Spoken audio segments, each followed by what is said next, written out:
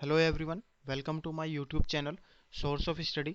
आज की क्लास में हम बात करने वाले हैं दिसंबर 2022 के करंट अफेयर के कुछ बहुत ही ज़्यादा इंपॉर्टेंट टॉपिक्स के बारे में, जो कि एग्जाम के पॉइंट ऑफ व्यू से काफ़ी ज़्यादा इंपॉर्टेंट होने वाले हैं।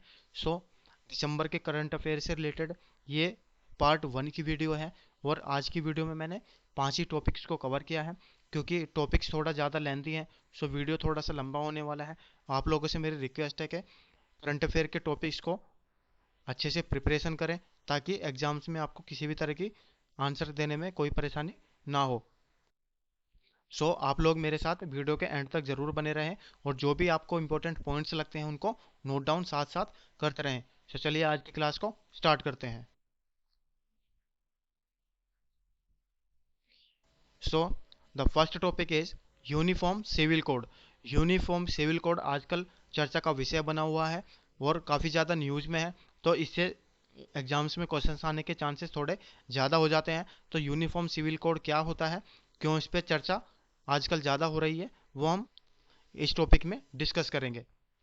So the first point is law minister Kiran Rijiju informed Rajya Sabha that state can enact laws on uniform civil code.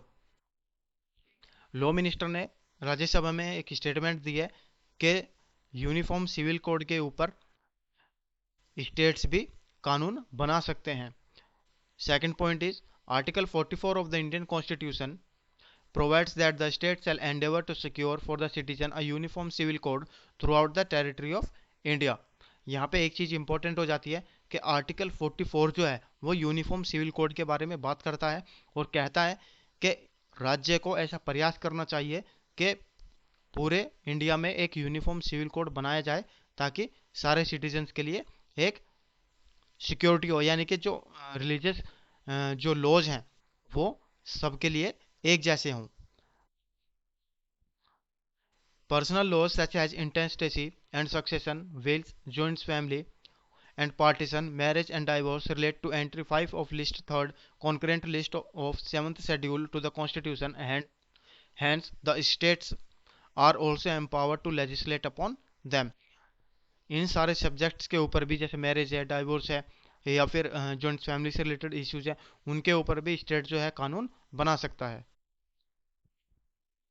What is uniform civil code? Uniform civil code क्या होता है, ये बहुत ही ज़्यादा इंपॉर्टेंट टॉपिक है, आप इसको ज़रूर ध्यान में रखें। So the first point is, जो फर्स्ट पॉइंट है वो काफ़ी ज़्यादा इंपॉर्टेंट है। Uniform civil code means formulating one law. Uniform civil code का मतलब है कि एक ही तरह का कानून बनाना all over India, which should be applicable to all the religious communities. सारे रिलीजियस कम्युनिटीज के लिए वो कानून एप्लीकेबल होगा in matters such as marriage, divorce, inheritance and adoption. इन सारे सब्जेक्ट्स में, इन सारे मैटर्स में जो कानून बनाया जाएगा वो सारे रिलीजियस के लिए, सारे रिलीजियस कम्युनिटीज के लिए एक ही कानून होगा। Second point is the origin of UCC dates back to the colonial India, when the British government submitted its report in 1835, stressing the need for uniformity in the codification of Indian law relating to crime, evidence, and contracts, specifically recommending that personal laws of Hindus and Muslims be kept outside such codification। इससे, इस point से ये पता चलता है कि UCC यानी कि यूनिफॉर्म सिविल कोड जो है नया चर्चा का विषय नहीं है। ये जो ब्रिटिश गवर्नमेंट थी उस टाइम पे भी चर्चा का विषय रहा है और ब्रिटिश गवर्नमेंट ने भी इसके ऊपर रिपोर्ट तैयार की थी, रिपोर्ट सबमिट की थी 1835 में। Next point is the UCC aims to provide protection to vulnerable section as envisaged by Ambedkar, including women and religious minorities. UCC का जो मेन मकसद होता है वो है वुलनरेबल सेक्शंस को, यानी कि सोसाइटी में जो पिछड़े वर्ग होते हैं उनको प्रोटेक्शन देने के लिए, जैसे कि वीमेंस हुई या फिर रिलीजियस माइनॉरिटीज हैं, उनको प्रोटेक्शन प्रोवाइड करने के लिए।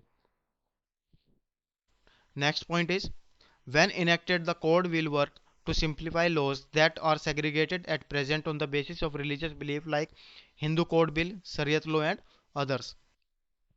अभी जो है रिलीजियस बिलीफ के ऊपर हर रिलीजियस कम्युनिटी ने अपने पर्सनल लॉज बनाए हुए हैं और जो ये मैटर्स होते हैं, जैसे मैरिज हुई, डाइवोर्स हुआ या और ऐसे लॉज हुए, उनके ऊपर हर रिलीजियस कम्युनिटीज़ ने अपने अपने कानून अलग बना रखे हैं पूरे हिंदुस्तान में। सो यूनिफॉर्म सिविल कोड आने के बाद ये सारे कानून खत्म हो जाएंगे और एक ही तरह का कानून हर किसी कम्युनिटी के लिए रह जाएगा। सो इसलिए इसकी ज़्यादा इंपॉर्टेंस बनकर रह जाती है। The constitution of India on the uniform civil code. Uniform civil code के ऊपर इंडिया का कॉन्स्टिट्यूशन क्या कहता है, जैसे कि ऑलरेडी मैं ऊपर डिस्कस कर चुका हूँ कि आर्टिकल जो 44 है, जो कि डीपीएसपी के अंडर आता है, ये कॉन्स्टिट्यूशन में यूनिफॉर्म सिविल कोड से रिलेटेड बात करता है। जैसे कि मैं ऊपर भी डिस्कस किया था, the state shall endeavour to secure the citizen a uniform civil code throughout the territory of India. However, Article 37 of the Constitution itself makes it clear that the directive principle of state policy shall not be enforceable by any court। हालांकि article जो 37 है Indian constitution का, वो ये कहता है कि directive principle जो है वो किसी भी कोर्ट के द्वारा एनफोर्सिएबल नहीं है। Nevertheless they are fundamental in the governance of the country. This indicates that although our constitution itself believes that a uniform civil code should be implemented in some manner, हमारा constitution ऐसा मानता है, ऐसा believe करता है कि uniform civil code को implement किया जाना चाहिए, but it does not make this implementation mandatory. इस इम्प्लीमेंटेशन को ये मैंडेटरी घोषित नहीं करता। Next topic is the Supreme Court floated an idea of a project GIB. GIB means Great Indian Bustard. In line with the Project Tiger to protect the Great Indian Bustard. Great Indian bustard को protect करने के लिए एक याचिका दायर की गई थी सुप्रीम कोर्ट में। सो उसके रिस्पॉन्स में सुप्रीम कोर्ट ने एक ऐसी स्टेटमेंट दी है कि प्रोजेक्ट जीआईबी बनाया जाना चाहिए, जैसे कि प्रोजेक्ट टाइगर बनाया गया था टाइगर को सेव करने के लिए, टाइगर को बचाने के लिए। सो the first point is the Supreme court gave this statement while hearing a plea to protect the Great Indian Bustard. The Great Indian Bustard is a large bird species mainly found in Rajasthan and Gujarat and categorized as critically endangered by the International Union for Conservation of Nature. Great Indian bustard जो है वो mainly Rajasthan में और गुजरात में मिलती है और इसका जो स्टेटस है आईयूसीएन में वो क्रिटिकली एंडेंजर्ड है। ये याद होना काफ़ी ज़रूरी होता है कि जो बर्ड्स होती हैं जो हाईलाइट होती हैं न्यूज़ में, वो कहाँ पर पाई जाती हैं और उनका आईयूसीएन में क्या स्टेटस है। Next point is GIB being one of the heaviest bird with flight are found in grassland, their presence is seen as an indicator of the health of grassland ecosystem। ये mainly grassland areas में मिलती हैं और इनकी जो presence होती है वो एक हेल्थी ग्रासलैंड के लिए एक इंडिकेटर होता है। The GIB is currently on the verge of extinction with just 50 to 249 of these birds are being present. The population is being mainly threatened because of the overhead power transmission lines। इनकी जो population है वो ख़त्म होने के कगार पे है और इनको जो मेन खतरा है वो ओवरहेड पावर ट्रांसमिशन जो लाइंस होती हैं उनकी वजह से ज़्यादा खतरा होता है, क्योंकि जब ये फ्लाई करते हैं तो उनसे टकराने के बाद ये मर जाती हैं, जैसा कि इस पॉइंट में मेंशन है। According to the data from wildlife institute of India, 18 GIB dies each year in the Rajasthan after colliding with the overhead power lines। अगर wild life institute of India के data की बात करें तो हर साल 18 great Indian bustard Rajasthan में सिर्फ इसी वजह से मर जाती हैं क्योंकि वो जो ओवरहेड पावर लाइंस होती हैं उनसे टकरा जाती हैं। Next topic is the Rajya Sabha has passed the wild life protection amendment bill 2022। Competitive exams में आपने वाइल्ड लाइफ प्रोटेक्शन एक्ट जो 1972 का एक्ट है उससे रिलेटेड क्वेश्चन जरूर देखे होंगे। सो उसमें अब कुछ अमेंडमेंट्स किए गए हैं। सो अब ये करंट अफेयर के पॉइंट ऑफ व्यू से एग्जाम्स में ज़्यादा इंपॉर्टेंट क्वेश्चंस बन के आने वाले हैं। सो यहाँ पे जो अमेंडमेंट्स किए गए हैं वो हम एक नज़र डाल लेते हैं ताकि एग्जाम्स में अगर इस टॉपिक से कोई क्वेश्चन आता है तो हम आसानी से उसको दे पाएँ। सो the first point is The Wildlife Protection Amendment Bill 2022 makes changes in the Wildlife Protection Act 1972 and give effect to India's obligations to the sites। जो wild life protection amendment bill है 2022 का वो protection act, wild life protection act जो 1972 का है उसमें थोड़े से चेंजेस करता है। The bill was already passed by the Lok Sabha in August 2022। Lok Sabha इसको ऑलरेडी ही अगस्त में पास कर चुका था। The amendment includes insertion of a new schedule for specimens listed in the appendices under the convention on international trade and endangered species of wild life, wild fauna and flora, a global agreement that require countries to regulate listed specimens via permits. Amendments was made to Section 6 in order to set up a standing committee to exercise power and duties that may be delegated to it by the State Board for Wildlife. जो state का wild life board होता है उसके द्वारा जो task दिए जाएंगे standing committee को, ये स्टैंडिंग कमेटी सेक्शन 6 के अंडर गठित की जाएगी। ऐसा एक अमेंडमेंट और बनाया गया है। Next point is amendment to section 43 to allow elephants which are protected under schedule 1 to be used for religious or other purposes.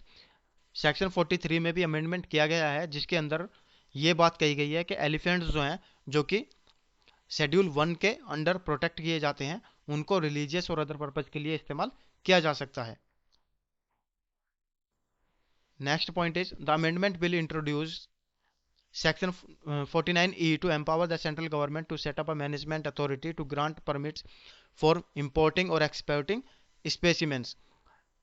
Section 49E में भी एक अमेंडमेंट इंट्रोड्यूस किया गया है और ये सेक्शन बनाया गया है जिसके अंतर्गत सेंट्रल गवर्नमेंट को ये मैनेजमेंट अथॉरिटी बनाने के लिए परमिट मिलता है, उसको एम्पावर करता है और जो कि इंपोर्टिंग और एक्सपोर्टिंग का उसका जो टास्क होगा मैनेजमेंट अथॉरिटी का वो इंपोर्टिंग और एक्सपोर्टिंग का टास्क होगा। This management authority can use the identification mark to recognise the traded specimen. Any changes or removal of this identification is banned. The bill also empowers the state and the central government to declare area adjacent to the national park and sanctuaries as a conservation reserve to protect the species and their habitats. ये bill central government और state government को ये power देता है कि national park और centuries के आसपास जो एरियाज होते हैं उनको कंजर्वेशन रिजर्व का कैटेगरी में रखे ताकि स्पेसीज को और वहाँ का जो आसपास का हैबिटेट्स होता है उसको बचाया जा सके। The central government is empowered to regulate and hold the import trade or possession of invasive plants or animals that are not native to the habitat. The bill requires every individual possessing live specimens of scheduled animal to obtain a registration certification from the management authority. It also provides that people may voluntarily surrender any captive animal to the chief warden. The surrendered animal will become the state government's property. Next topic is Convening Montreal Global Biodiversity Framework adopted by the United Nations Convention on Biological Diversity. Global biodiversity framework जो है adopt किया गया है United nation convention on biological diversity के द्वारा। CBD से related आपने questions exams में ज़रूर देखे होंगे और अगर बात करें यूपीएससी की सो उसके पॉइंट ऑफ व्यू से तो ये इंपॉर्टेंट है ही, लेकिन अगर और एग्जाम्स की बात करें जैसे कि यूजीसी नेट है तो यूजीसी नेट में जो पेपर 1 होता है उसमें जो इन्वायरमेंट का जो सेक्शन है उसमें उसके सिलेबस में भी आप सीबीडी को जरूर पाएंगे। सो उसके पॉइंट ऑफ व्यू से भी ये काफ़ी ज़्यादा इंपॉर्टेंट है। सो इन पॉइंट्स को भी आप नोट डाउन जरूर करें। The GBF adopted by the United Nations Convention on Biological Diversity held in Montreal in December 2022 include 4 goals।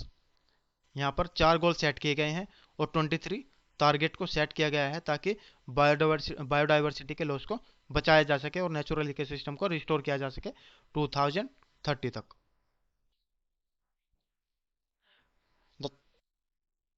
The 4 goals of the GBF include, जो 4 गोल हैं इसके वो कौन कौन से हैं? Maintaining enhancing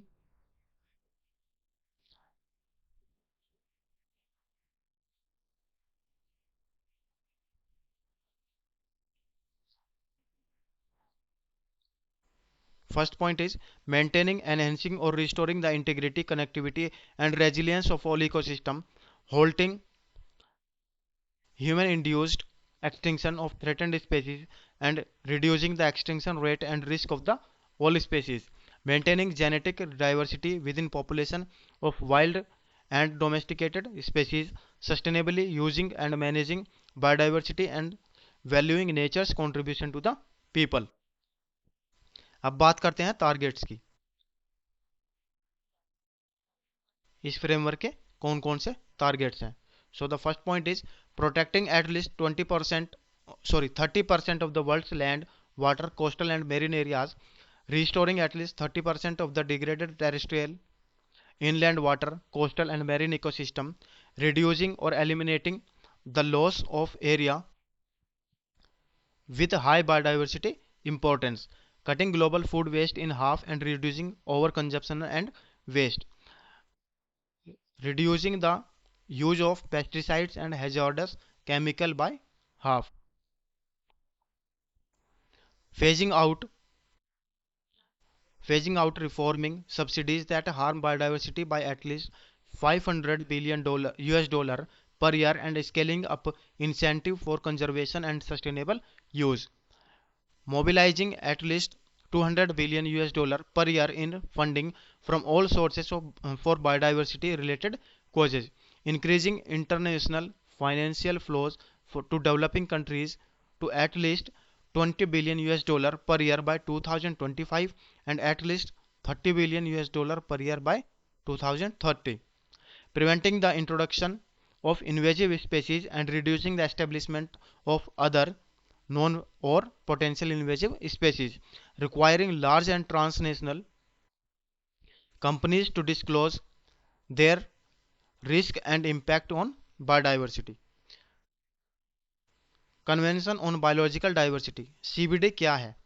the convention on biological diversity is the international legal instrument for the conservation of biological diversity, the sustainable use of its component and fair and equitable sharing of the benefits arising out of the utilization of genetic resource that has been ratified by the 196 nation.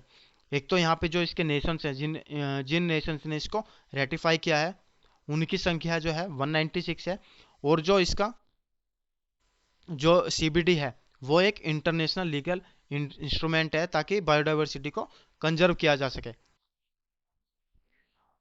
और इसके component को इस्तेमाल करने के बाद यानी कि जो जेनेटिक रिसोर्स होते हैं उससे उसके यूटिलाइजेशन के बाद जो बेनिफिट होता है वो इक्वली शेयर किया जाता है। Second point is convention on biological diversity covers biodiversity at all level, ecosystem, species and genetic resource.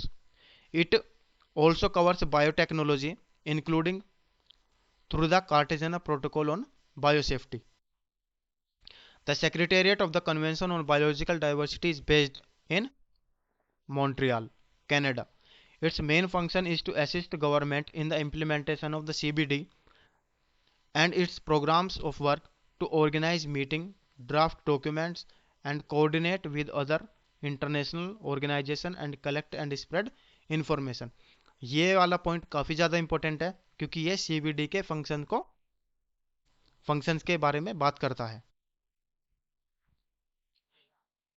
Fifth and the last topic of today's class, Amrit Bharat station scheme to modernise railway station launched. Railway ministry ने हाल ही में इस scheme को launch किया है। जो railway के exam होने वाले हैं उसके पॉइंट ऑफ व्यू से काफ़ी ज़्यादा इंपॉर्टेंट टॉपिक है। जो भी यहाँ पर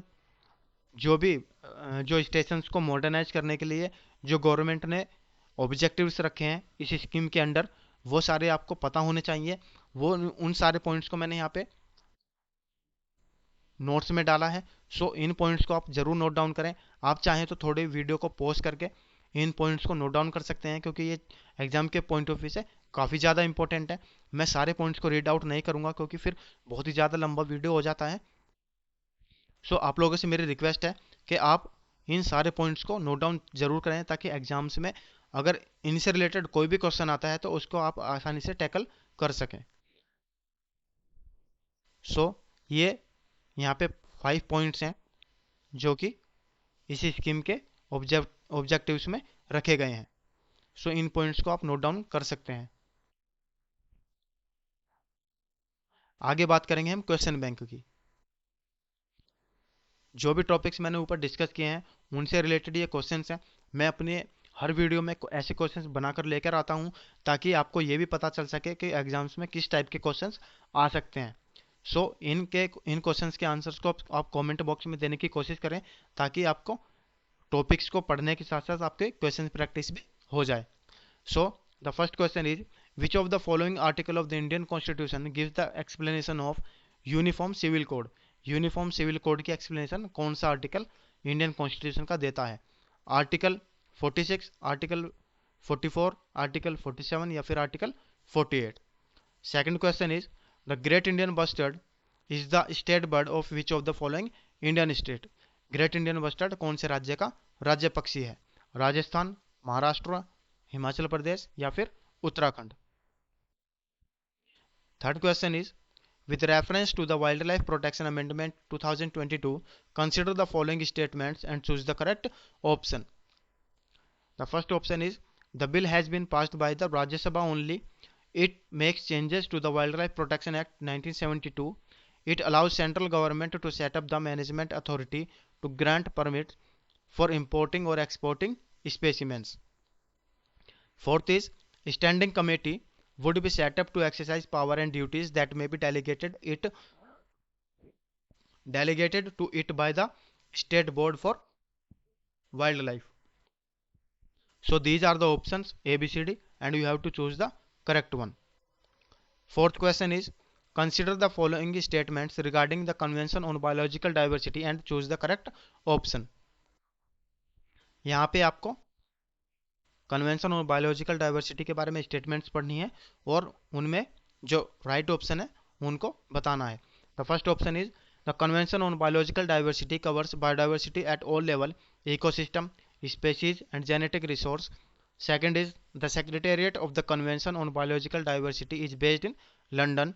Third is CBD is the international legal instrument for the conservation of biological diversity, the sustainable use of its component and the fair and equitable sharing of the benefit arising out of the utilization of genetic resource. So these are the options A, B, C, D, and we have to choose the correct one.